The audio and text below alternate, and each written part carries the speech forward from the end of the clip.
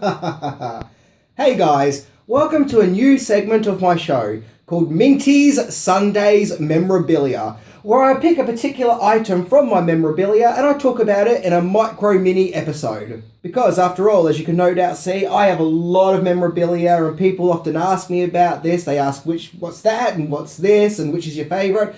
So every Sunday afternoon, I am going to delve into one particular piece of merchandise that I have and sort of give you a bit of a backstory to it and what I think of it. And today I am going to be talking about this graphic novel called Batman in the 50s, which is a collection of comic books from the 1950s, of course, all comprised into this graphic novel. It seems to be part of a series of DC graphic novels that are celebrating a particular superhero from a certain decade, because we've also got here Batman in the 80s, and as you can see, I've still got my little homemade bookmark there because I'm still in the middle of reading it. We've also got Superman in the 70s, Superman in the 80s. So yeah, you get the drift. This is like a new sort of thing that DC are doing. And my god, just going off subject here, this one in particular, the comic that starts this one off is amazing. I read it on the train on the way home after buying it. The very first story, wow. It was absolutely amazing, lots of twists and turns, and it gave me a new appreciation for Jonathan Kent. But that's for another episode. So, why Batman in the 50s? Well, because Batman in the 1950s has always fascinated me, as it's considered by many to be a low point in the history of the Dark Knight, as the writers of the comics didn't really want to continue writing for Batman anymore, as they didn't think that he should continue past World War II. So in an act of self-sabotage, stories were written that were absolutely bizarre in an attempt to put off readers. For example, we had Batman and Robin fighting a giant typewriter. We had Batmite. We had silly, goofy aliens. Along, of course, with the infamous subplot of Batman wearing multicoloured bat suits in order to act as a distraction so the criminals don't pay too much attention to Robin.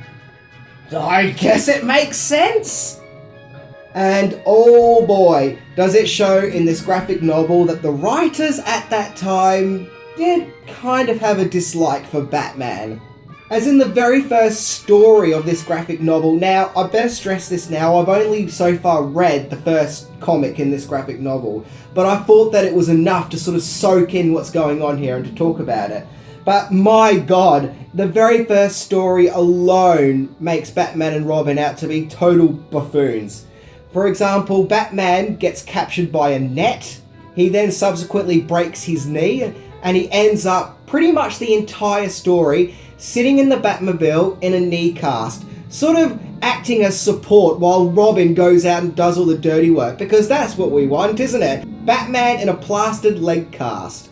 But it gets worse. There's one scene where Robin tries to battle some thugs, and while doing so, he literally slips over a banana peel like some comedy sketch and bangs his head and literally gets captured by the crooks. Oh, and not to mention another subplot where the dynamic duel crashed the Batmobile and total it.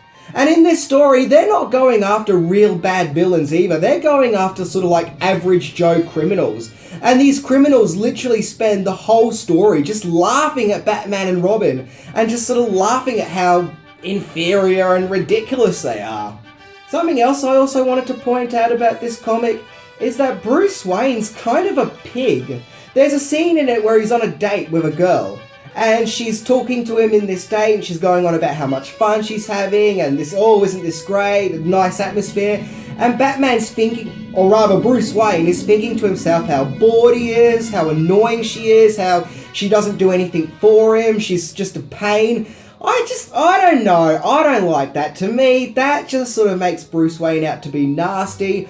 I don't know if this was a common thing for men to be like in the 50s, but it hasn't aged well, and once again, it makes him out to be a bit of a pig. And then Bruce Wayne, during the date, sees that there's a robbery taking place, so he decides that he has to Batman it up, but he doesn't know how to, so he does it via volunteering himself in a magic trick involving a secret door, which he escapes and turns into Batman.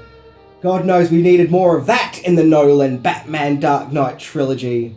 It's honestly surprising that Batman survived this really bizarre and surreal era. And I think that it was an era that definitely paved the way to the campy 1960s Batman. When people think of the camp Batman, I think they think of the 60s TV show, but it all started with this. This is what led to that. But I'm not complaining about it. I'm absolutely not, because it is so ridiculous and so insane. It is really, really enjoyable, and it is lots of fun. And just like the 60s TV show, you've really sort of got to observe it as a spoof. You can't take it seriously. This is no longer the dark, creepy, pulp kind of Batman comics from the 30s. That's why people forget. It started off very pulp-like. And it's not like the World War II, let's go stop Hitler and the Nazis of the 1940s. This is now the sort of the Jerry Lewis era of Batman, when it was just sort of like comical and ridiculous and slapstick, and I wouldn't want it any other way, but it does also warrant talking about and having an open discussion. The campiness of Batman always sort of seems to creep back in. Let's not forget that in 1992, McDonald's hated Batman Returns because it wasn't campy enough, it was too dark, so therefore they wouldn't do a Happy Meal deal, which led to the firing of Tim Burton, and, you know, Joel Schumacher came along with his bat nipples, and, well, we all know what happened with that. So, if you're a fan of comic books and nostalgia and Batman, definitely check it out. You're not going to get a dark, enthralling, sort of intense Batman experience. You're going to be sort of giggling about how silly it is. You can kind of tell it's written by writers who are like, oh, don't want to do this anymore, but I'm going to keep writing. Yeah, that's me writing. If it's more intensity you want, check out this one. Anyway, I'm Minty, and that was my memorabilia for this Sunday. Join me next week as I look into some of my Beetlejuice memorabilia. See ya!